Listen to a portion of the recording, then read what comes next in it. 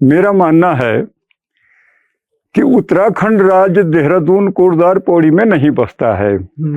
उत्तराखंड राज्य अगर हमने शहरों की वो की कि शहरों की प्राथमिकता समझिए, ये उन्हीं को विकास समझ लिया, तो ये हमारी बहुत बड़ी भूल होगी।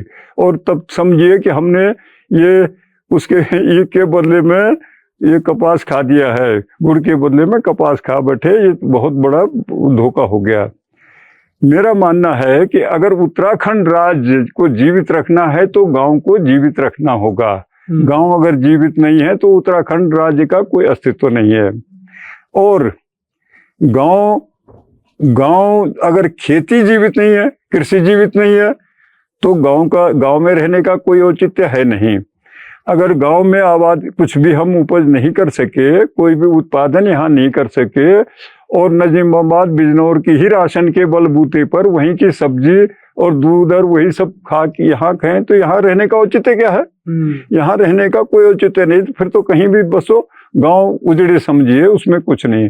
तो मेरा मानना है कि अगर उत्तराखंड राज्य को, एक दो टूक बात है कि अगर उत्तराखंड राज्य को बचाना है तो गांव को बचाना होगा, और गांव को बचाना है तो कृषि को बचाना होगा। अगर कृषि को आप नहीं बचा सके तो उत्तराखंड राज्य को कोई हस्ती बचा नहीं सकती। सर, यहाँ पे एक सवाल उठता है कि जब हम बात कर रहे हैं कि सख्त भू कानून चाहिए, कृषि बचाने की अगर कोशिशें होती हैं तो क्या किया जाए? क्या चकबंदी उसका एक सॉल्यूशन हो सकता है? अब हाँ, ये है कि सब छितरी जोत पुराने नोट, ये जो असवाल सिंह पट्टी है हमारी, ये सारे गढ़वाल की सबसे बड़ी 84 गाँव की पट्टी है असवाल सिंह। यहाँ के थोकदार हैं असवाल लोग। नगर गांव के, मिर्चोड़ा गांव के मूल गांव नगर है उनका। वो आए थे यहाँ कुछ लोग, यहाँ होम स्टे देखने।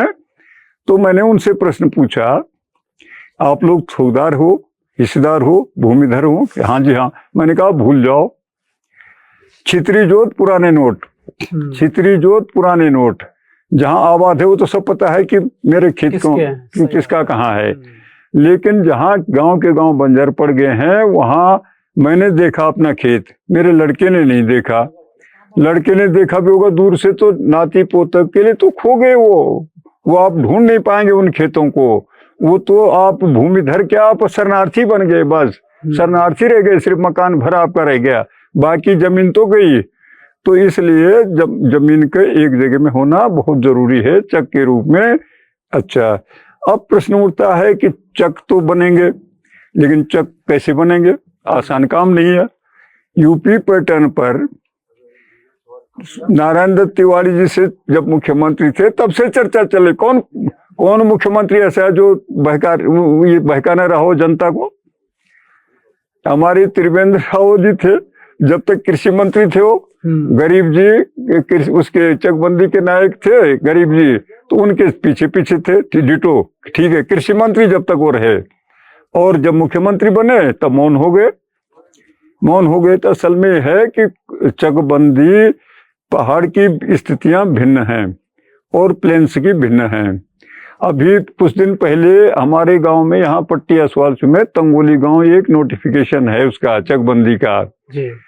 तो उस आप वहां रहने का कुछ नहीं, तो यहाँ होम स्टे में टिकने के लिए आ गए। जब उनसे कुछ मैंने बात की तो मैंने कहा भाई यूपी पैटर्न, यहाँ का पैटर्न पर धरातल नहीं देखोगे कैसे चकबंदी होगी, तो तब तक कैसे होगा? तो कहने लगे एक आदमी, आपको तब तो देहरादून जाना चाहिए था। मैंने कहा देहरादून क्यों जाऊंगा मैं देहरादून? अरे जिसको जरूरत होगी मेरे पास आए, मुख्यमंत्री मेरे पास आए, अगर उसको समझना है कुछ तो। सही बात है। जनता की बात, जनता के हित की बात समझनी है तो धरातल पे देखे, मैं उसे समझाऊंगा कैसे होती है। अब मैं जाऊंगा वहां, अब कहेंगे ये बूढ़ा कहाँ का आ गया, किसने बुलाया? तो मैं क्यों जाऊंगा? मैंने कहा मैं नहीं जाता।